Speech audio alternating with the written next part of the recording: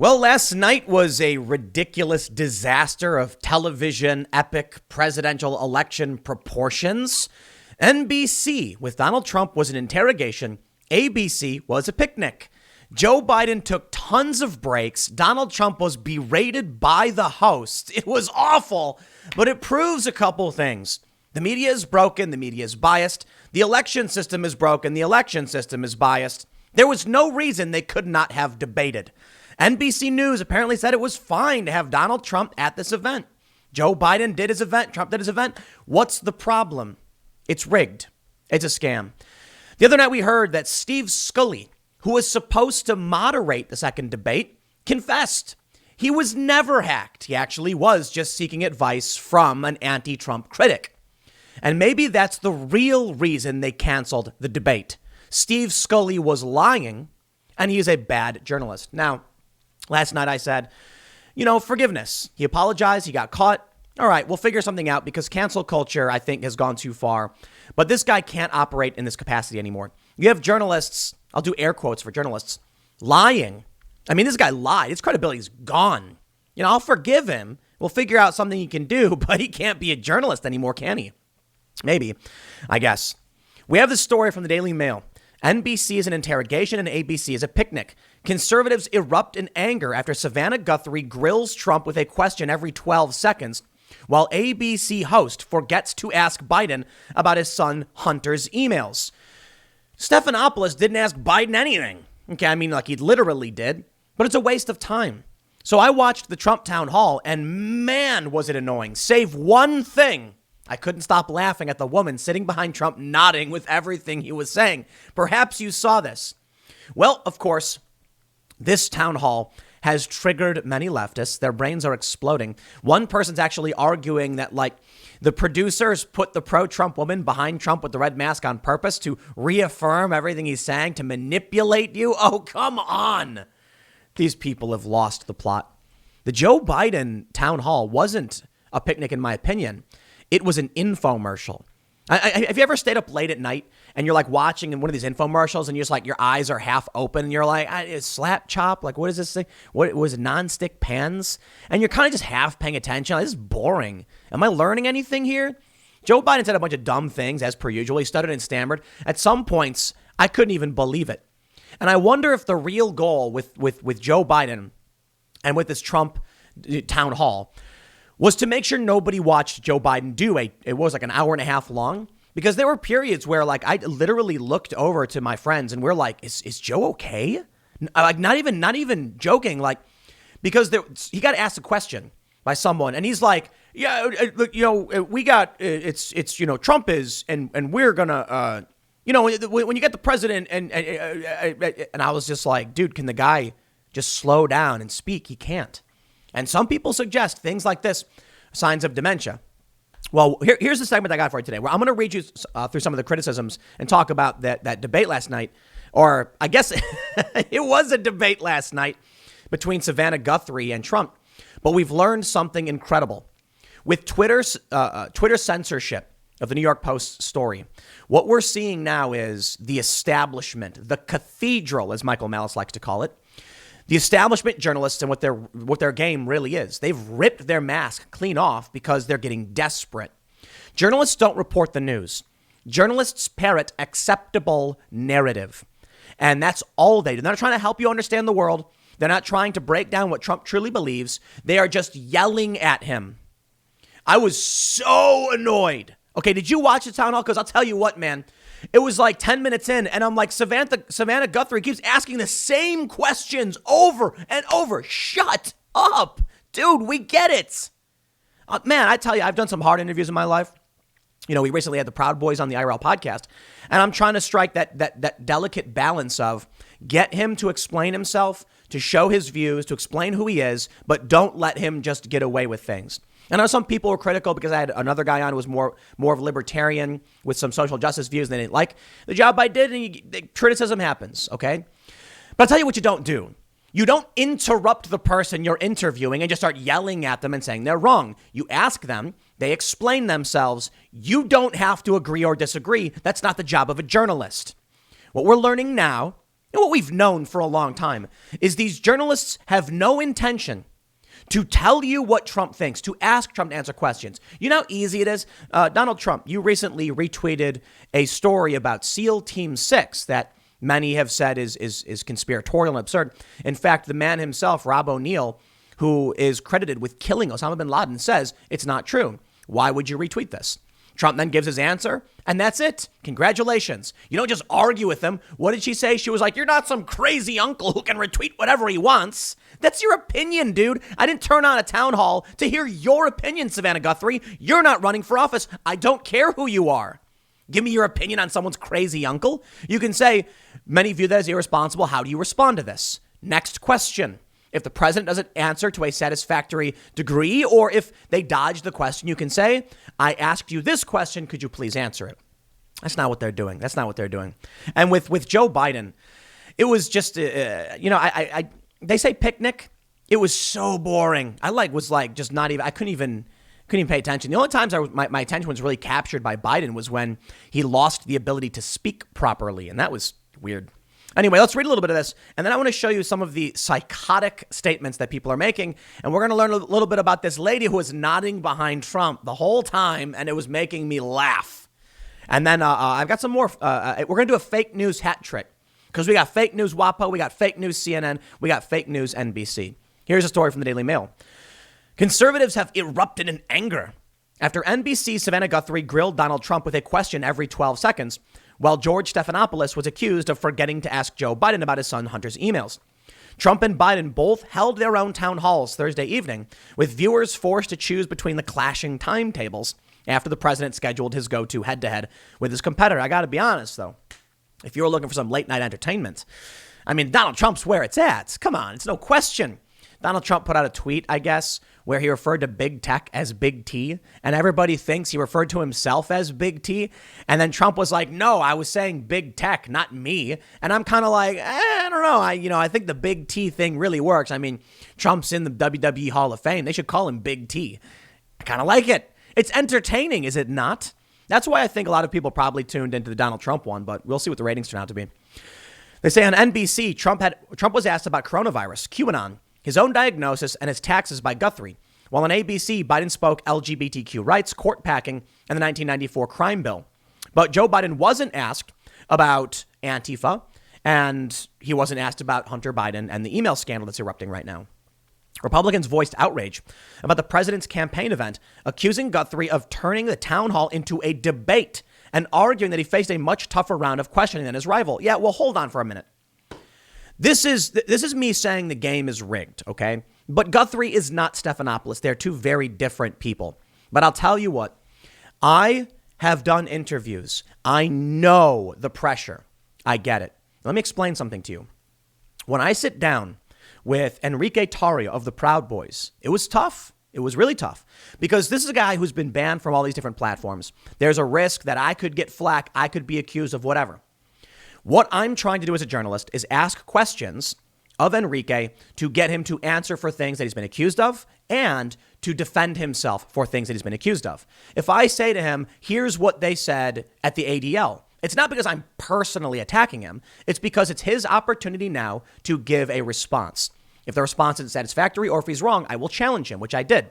But the goal is I want people who watch that interview or any interview to be welcoming to hearing what this person has to say. And it's not about good or bad. It's about, is this true? Is this not true? Here's what they said. How do you feel about this?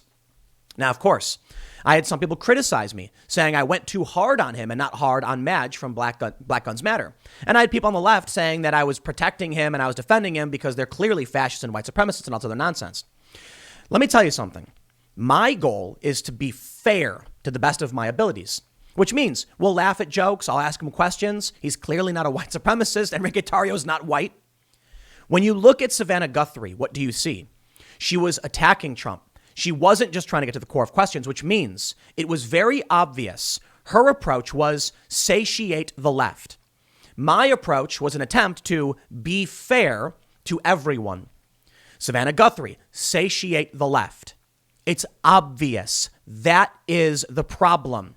I can ask Trump all the questions in the world. I can say, Mr. President, You have a golf course in Scotland. And when the U.S. Air Force was traveling, I believe it was the Air Force, they stayed at your private business. Now, many people have criticized you for this, saying that you're using government funds to essentially prop up your businesses. Trump can respond. My follow-up, because Trump's response was something like, we're giving a great discount. That's probably fair. That's probably true. It saves money for the government if they're using cheaper properties owned by the president. However, that still provides material resources to, at the bare minimum, cover costs for your venue. Don't you think that would still be a conflict of interest one should probably avoid? He can answer and I say, thank you for your response. Moving on. I'm not here to insult him and argue with him. If he was like, well, we're saving money and that's not true, I'd be like, no, you're wrong, Trump. That's ridiculous. You're stealing money from that's insane. That's what you get with Savannah Guthrie. What that shows me is that these town halls and these media, they don't care about half of the country.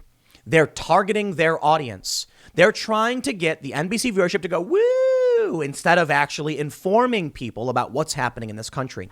Journalism died a long time ago. We have some, I know, I've been ranting a lot on this, but let me show you some of the comments. This is funny. Frank Luntz, I love this, famous pollster. How long will NBC go before giving an actual voter the chance to ask a question? Hallelujah, it's the miracle of miracles. NBC finally lets an audience member ask a question to Trump after 20 minutes have passed. I did not turn on NBC News to listen to Wine Mom complain about Trump. That's what it was. Well, Trump, you're wrong. You're not some crazy uncle. I don't care about your opinion on crazy uncles. What if I like crazy uncles tweeting crazy stuff? That's not the point. You ask him, he answers. Megyn Kelly says, so far, this is not a town hall for voters. It is designed to appease the angry NBC employees, Democrats, who are pissed off Trump's on NBC at all. Nailed it. Megyn Kelly hit the nail on the head with the hammer. Greg Gutfeld says, this is a town hall. Where is the town? It's just Savannah badgering. What a joke. Kaylee McKinnon, he says, a third of the way into the NBC town hall and no questions from the people. Bravo. You know what's funny?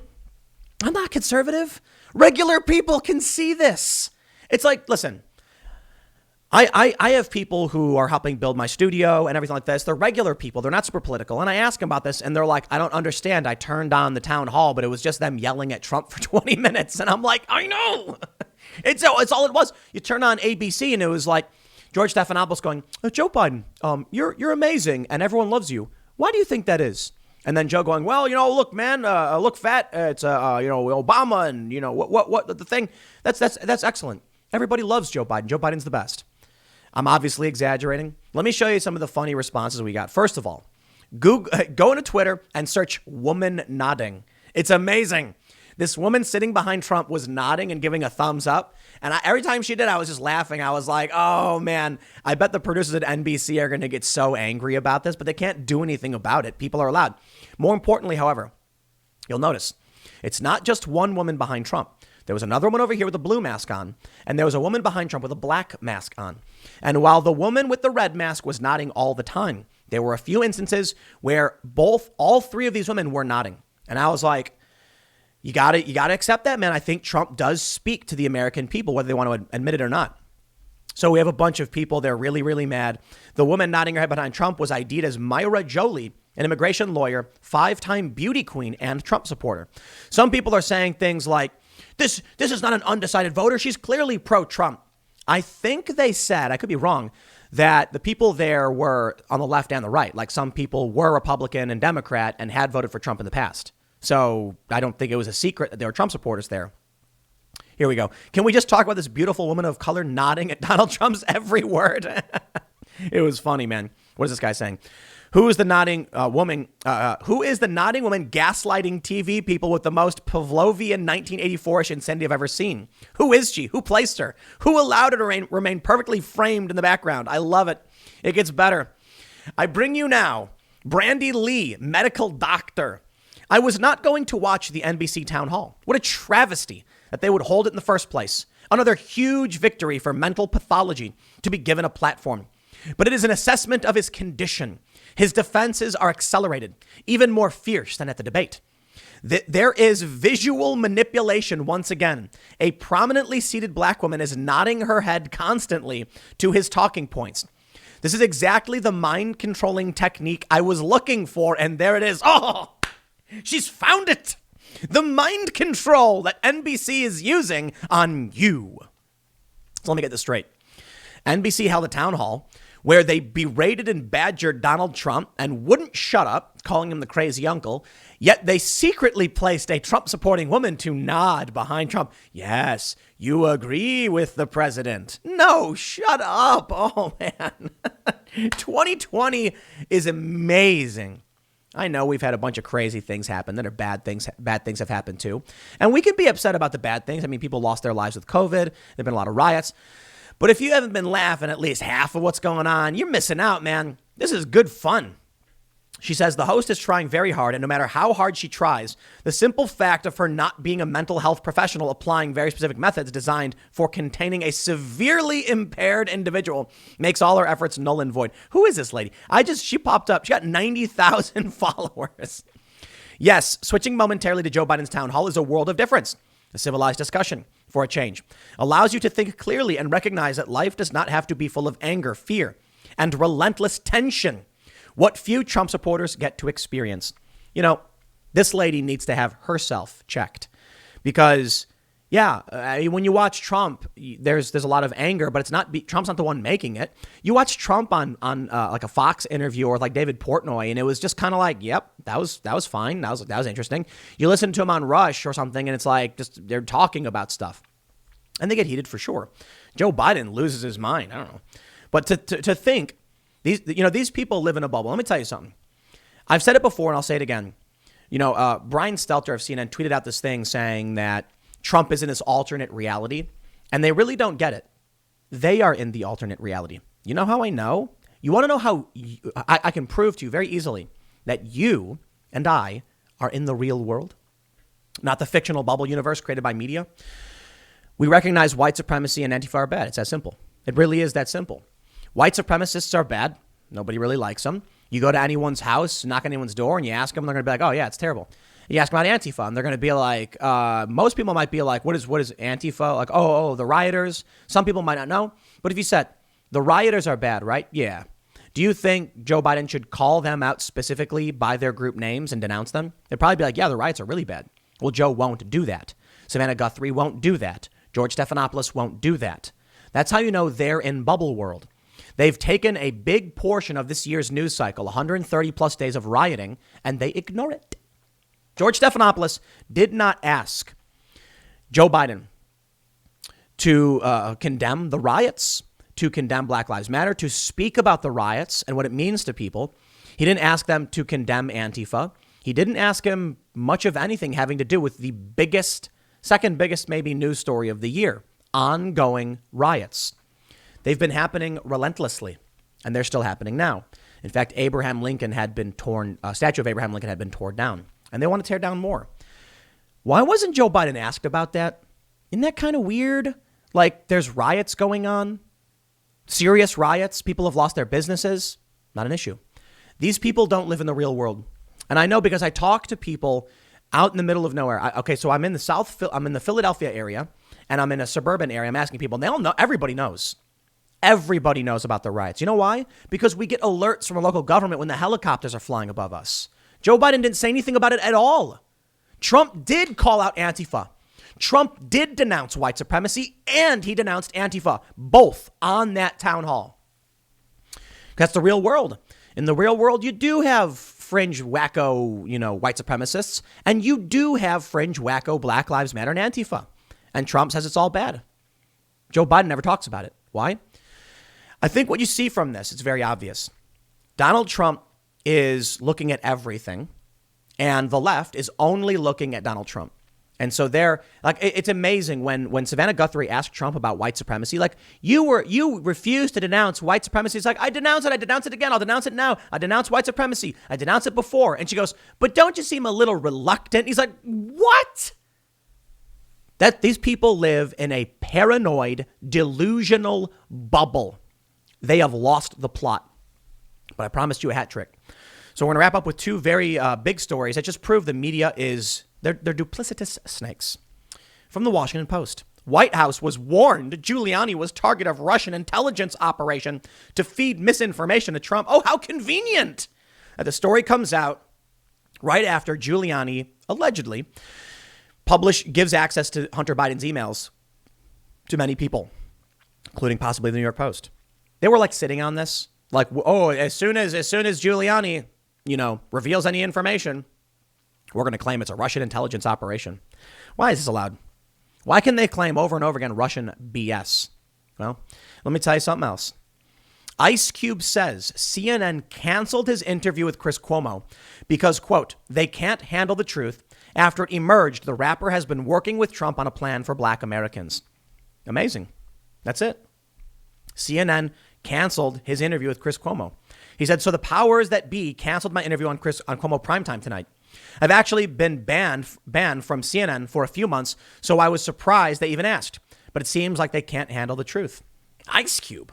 He's not like a particularly pro-Trump guy, but he's working with Trump to help black Americans. Sounds to me like Trump is serious about helping Americans. The Democrats and the media won't tell you that. They'll say Trump's a racist. Is Ice Cube a racist? I guess CNN thinks so. CNN's in the bag for the Democrats. That's obvious. And so is NBC. Now, it's surprising NBC would actually have a town hall with Trump, but maybe the goal was it was an opportunity for a journalist to attack and berate him on TV. Maybe that's what they were thinking. I can't tell you, man, but I can tell you this. Every single time they try and pull off some of these like stunts to smear Trump, it backfires. Because you know what we learned yesterday from Savannah Guthrie and the town hall? We learned that everything Trump says about the media, about social media is true.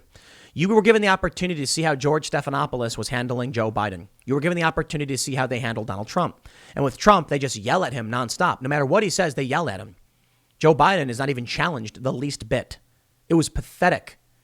You look at what's happening with CNN. You look at Twitter posting literal lies saying Joe Biden had nothing to do with outing that Ukrainian prosecutor. And I think it's obvious now it was all completely bunk. The media is broken. They live in a paranoid, delusional state, and their only goal is to manipulate you, me, but it's not working anymore. Now, YouTube just purged a bunch of channels under the guise of banning QAnon. Some of these channels weren't actually conspiracy channels, yet they got nuked anyway. Welcome to the brave new world. It's going to get worse. I can't imagine I'll last much longer on this platform. I have no idea what's going to happen, but, I was asked, I think it was Michael Malice, was saying, like, I'm surprised, something to the effect, I don't want to quote somebody if I get their quote wrong, but he said something about, like, how am I still, like, they clearly must like me or something. I can't remember exactly what he said, but I had someone on the show, and they were like, why aren't you banned yet, essentially. And I'm like, I don't know. Yeah, I should be proud, right? Because I'm challenging the system, aren't I? I guess whatever, man. I have no idea, but I'll do it as long as I can. And so if I'll do the best I can. And I'll try to be fair to the best that I can. Look, I said a while ago that I'm going to be voting for Donald Trump, and he does a lot of things that really makes me angry. Recently, he said, when it came to Michael Reinold, the guy who killed the Trump supporter, he's like, they came in 15 minutes, they didn't want to arrest him, they knew who he was, and now he's gone or something like that. And I'm like, that's psychotic. I don't like it. I don't. But come on, man, Joe Biden? I feel like I'm in Johnny Rotten territory, I talk to a lot of people, and I'm like, dude, I would not, in any normal circumstance, want to vote for Donald Trump. I'm happy with the peace agreements. I'm happy with pulling troops out of the Middle East. Trump's not perfect on foreign policy. He increased drone strikes, commando raids, all that stuff. I think he's doing better now, but I'll take the win over a Joe Biden. But it's more about cancel culture, the culture war, and critical race theory stuff. But I'll tell you what, it's not like I'm happy about it, but it is what it is, I guess. So I'll leave it there. Next segment's coming up at 1 p.m. on this channel. Thanks for hanging out, and I will see you all then.